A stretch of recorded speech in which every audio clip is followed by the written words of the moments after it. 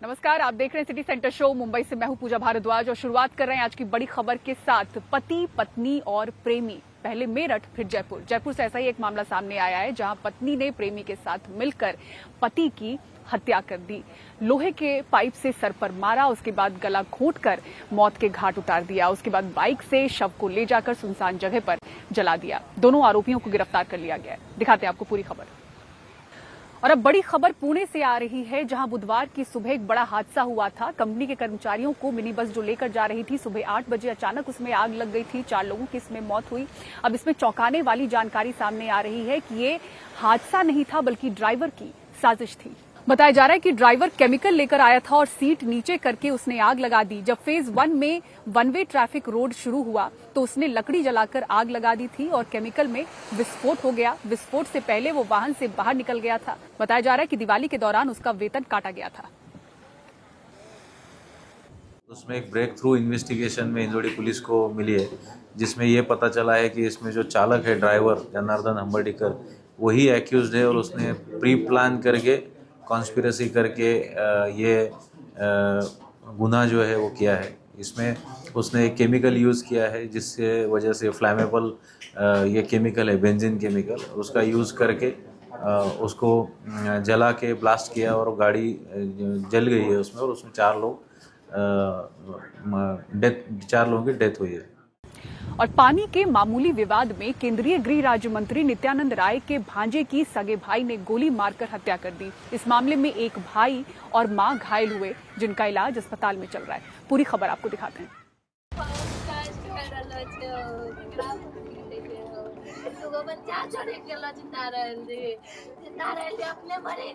तस्वीरें कलेजे को चीर देने वाली हैं। ना तो हम आपको पूरा वीडियो दिखा पाएंगे और ना ही आप देख पाएंगे। हमको कह रहे थे, रात में भी बोले गुस्सा से कि हमको लग रहा है वो मार देगा। मार दिया जयजीत यादव ने, सीना पे गोली मार दिया। बिहार के नौगछिया में यही वो मकान है जिसमें 2 सगे भाइयों के बीच हुई गोलीबारी और हत्या के बाद सनसनी मची हुई है। ये मकान केंद्रीय मंत्री नित्यानंद राय के रिश्तेदार का है और फायरिंग नित्यानंद राय के ही 2 भांजों के बीच हुई। इस गोलीबारी में विश्वजीत यादव की मौत हो गई, जबकि जयजीत यादव गंभीर रूप से घायल है। पानी के विवाद को लेकर यह घटना हुई है। यहीं पर पानी भरने सुबह आए हुए थे, जिसको लेकर सारी चीजें यहाँ पर विवाद का रूप ले लिया। एफएसएल की टीम पहुंची है और उन्होंने पूरे मामले की जांच शुरू कर दी है।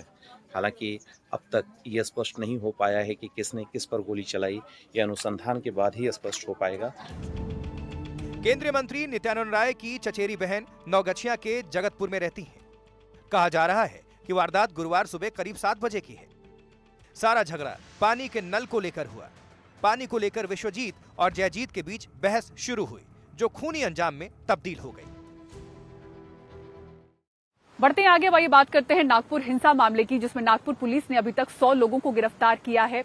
इस मामले में 12 एफआईआर दर्ज हो चुकी हैं, जिनमें से जो 4 एफआईआर हैं वो साइबर सेल ने दर्ज की है। वहीं आरोपी फहीम खान पर देशद्रोह का मामला दर्ज हुआ है। पारस दामा की ग्राउंड रिपोर्ट आपको दिखाते हैं।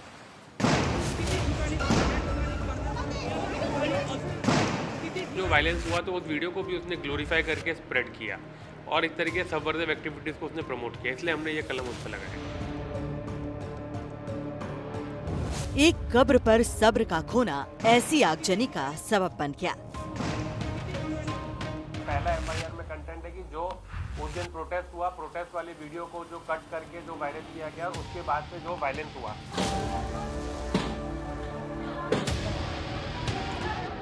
3 दिन बीत चुके हैं, लेकिन कुछ सवाल जरूर उठ रहे हैं और जैसे जैसे पुलिस की जांच आगे बढ़ रही है, इन सवालों की तीव्रता भी बढ़ती जा रही है। अभी 6 और 6 एंड अदर्स ऐसे करके दाखिल किया है, लेकिन उसमें और भी काफी लोग ऐड होने की संभावना है। सवाल है कि क्या इसमें बांग्लादेश का हाथ है और वहीं से साजिश रची गई थी। तो वायलेंस को ग्लोरीफाई किया गया और फर्दर वायलेंस करने के लिए अपील किया गया। सवाल ये भी है कि क्या साजिश के तहत हिंसा फैलाई गई।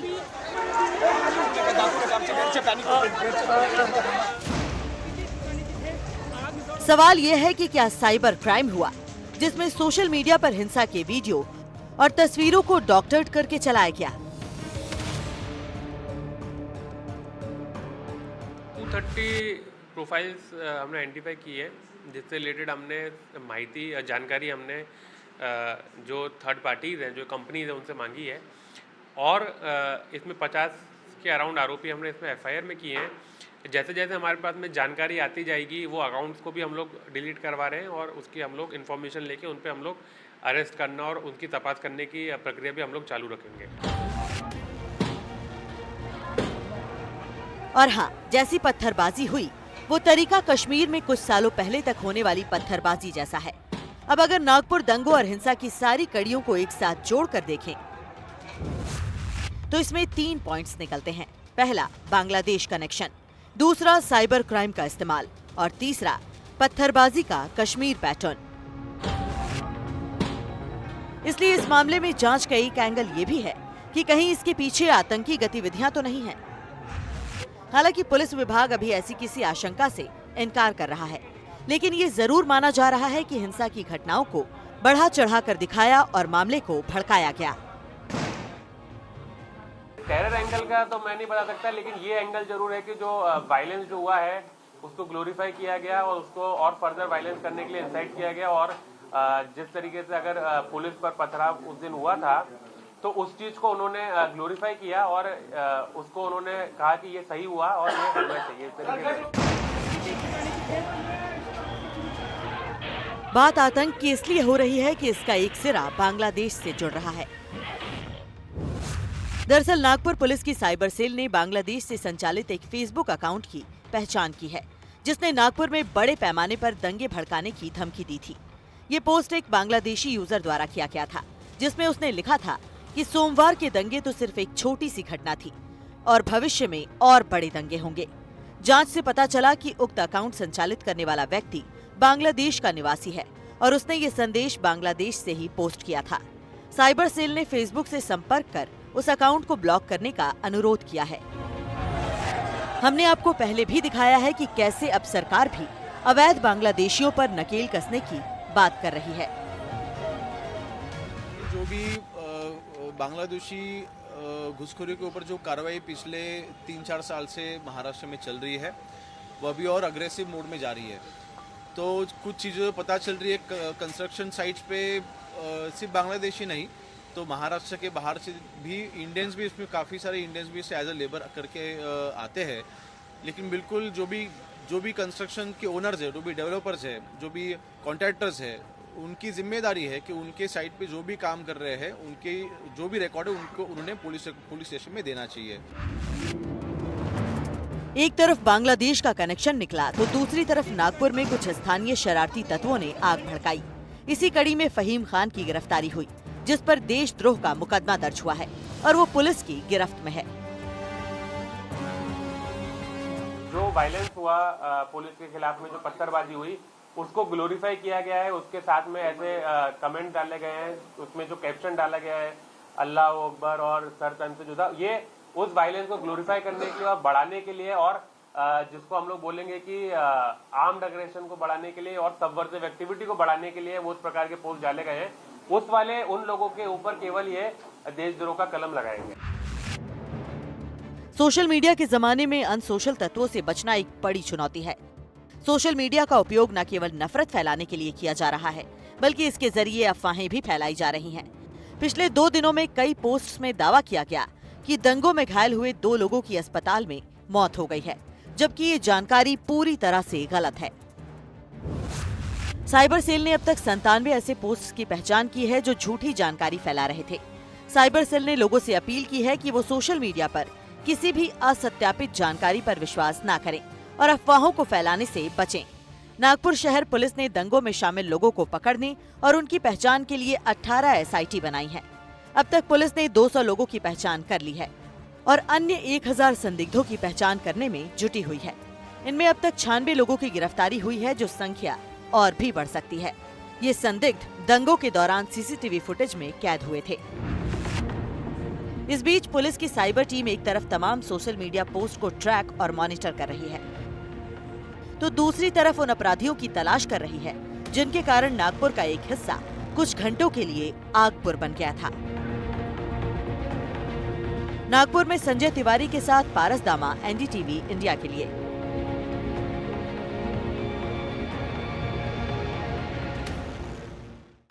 और हाथरस पुलिस ने अश्लील वीडियो मामले में महिलाओं को ब्लैकमेल कर रहे प्रोफेसर को गिरफ्तार कर लिया है। 50 साल के इस प्रोफेसर के इस अश्लील वीडियो को लेकर किस तरह से जांच आगे बढ़ी और क्या कार्रवाई हुई, इस रिपोर्ट में आपको पूरी खबर दिखाते हैं। हाथरस के प्रोफेसर रजनीश कुमार ने न जाने कितनी महिलाओं का यौन शोषण किया और उनके अश्लील वीडियो बनाए। जब ये वीडियो वायरल हुए और पुलिस और महिला आयोग को एक गुमनाम शिकायत मिली तो इसके खिलाफ जांच शुरू हुई। इसे प्रयागराज से गिरफ्तार कर लिया गया। 19/3/2025 को आरोपी प्रोफेसर की गिरफ्तारी जनपद प्रयागराज के सिविल लाइंस थाना क्षेत्र के सुभाष चौराहे से की गई है।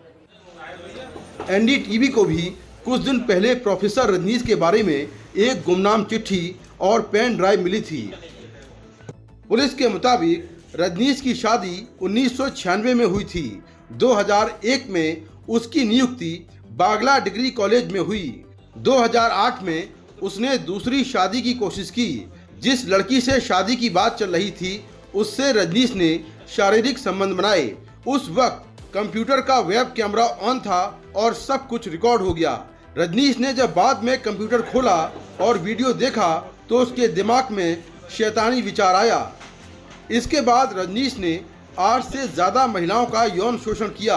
इस दौरान रिकॉर्डिंग करने के लिए उसने कंप्यूटर में खास तरह का सॉफ्टवेयर भी डाला था।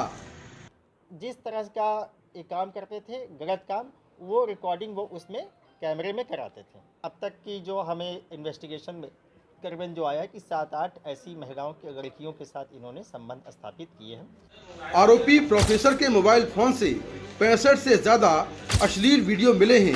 कुछ वीडियो उसने पॉर्न साइट पर भी अपलोड किए हैं। हाथरस से अपने सहयोगी अश्विनी के साथ मुकेश सिंह सेंगर, एनडीटीवी इंडिया। और अब अगली खबर मुंबई से आपको दिखाते हैं, जहां के फुटपाथ अब पैदल चलने लायक नहीं रहे। कहीं गड्ढे तो कहीं अतिक्रमण से लोग परेशान हैं और मजबूरन सड़क पर चलते हैं।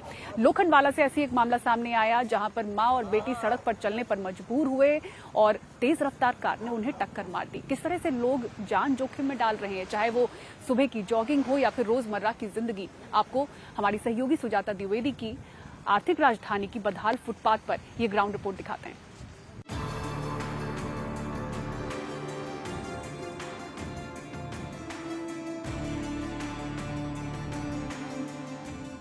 ये फुटपाथ जो कभी मुंबईकरों के चलने और सुरक्षा के लिए बनाए गए थे, आज टूटे, बिखरे और बेजान पड़े हैं।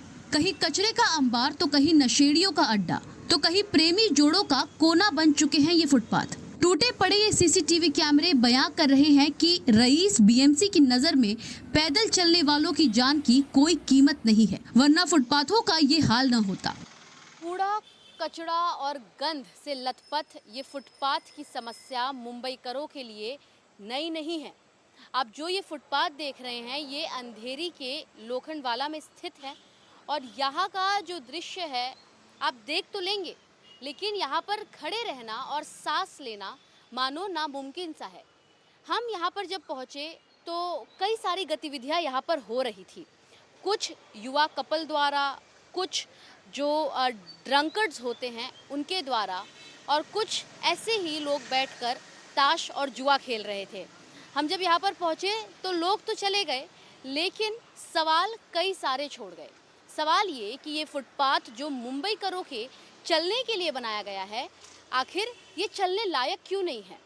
यहाँ पर क्यों इस प्रकार की अल्कोहल और जो दूसरे काम हैं वो हो रहे हैं, और इन्हें रोकने के लिए आखिर बीएमसी द्वारा क्या कुछ कदम उठाए जाएंगे, उठाए जा रहे हैं? सवाल कई सारे हैं, लेकिन बीएमसी का बस एक ही जवाब कि काम हो रहा है, काम होगा।